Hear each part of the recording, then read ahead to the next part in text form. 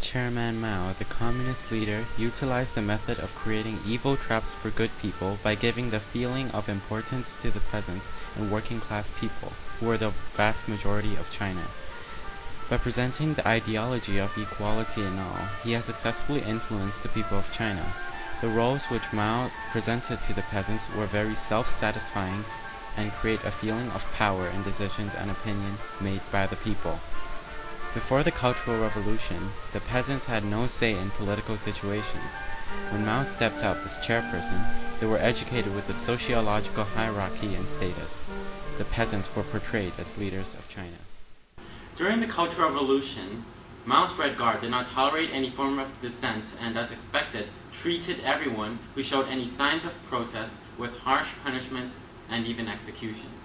Furthermore, he controlled all forms of media and communication to make sure his rhetoric was heard to all Chinese.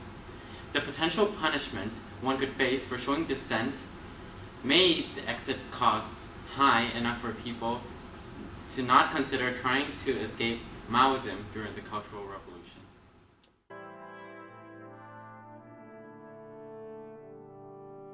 Mao Zedong was best at altering the semantics of the act and actor and actions.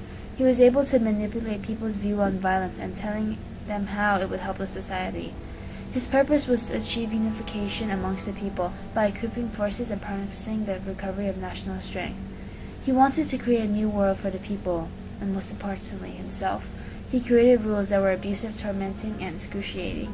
Before lessons in school, Mao had every student brutally molest the teachers. He told them that it would help them grow in knowledge and that punishing the teachers would help learners develop. Censorship and propaganda, Mao's tools of the trade, seems to be the most influential weapon of all. During the Cultural Revolution, whatever Mao wanted the peasants to do was done.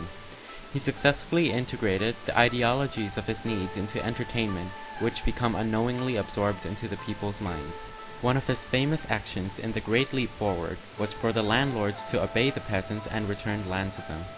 Through the course of time, the rules deteriorated and the execution of hundreds of thousands of landlords occurred. Slowly justifying his actions towards the people, Chairman Mao has used this negative situational influence to corrupt his people. Having gone through the Cultural Revolution, what sort of role do you think Mao's Little Red Book played in influencing you and other Chinese people? The Little Red Book is a collection of quotations excerpted from Mao Zedong's past speeches and publications. It was essentially an unofficial requirement for every Chinese citizen to own, to read, and to carry it at all times under the latter half of Mao's rule, especially during the Cultural Revolution. At the height of the period, for people out of favor with the Communist Party, the punishment for failing to produce the book upon being asked would range from being beaten on the spot by Red Guards to being given years of hard labor imprisonment. During the Cultural Revolution, studying the book was not only required in schools, but it was also a standard practice in the workplace as well. All units in the industrial, commercial, agricultural, civil service, and military sectors organized group sessions for the entire workforce to study the book during work hours. Quotes from Mao were either bold-faced or highlighted in red, and almost all writing, including scientific essays, had quoted Mao. Can you read us an excerpt from the copy of the Little Red Book you have in your hands right now? Yes, I will read about the class struggle in China. Classes struggle. Some classes triumph, others are eliminated. Such is history. Such is the history of civilization for thousands of years.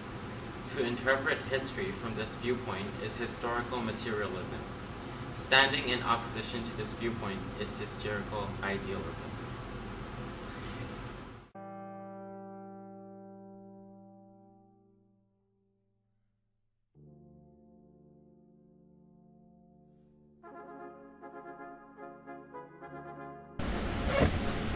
People in China respected Mao as if he was God. Their faithfulness towards him was indestructible. Everything he said and did was regarded moral to the people. Mao used the force he believed in most, China's sheer numbers, for his great leap forward.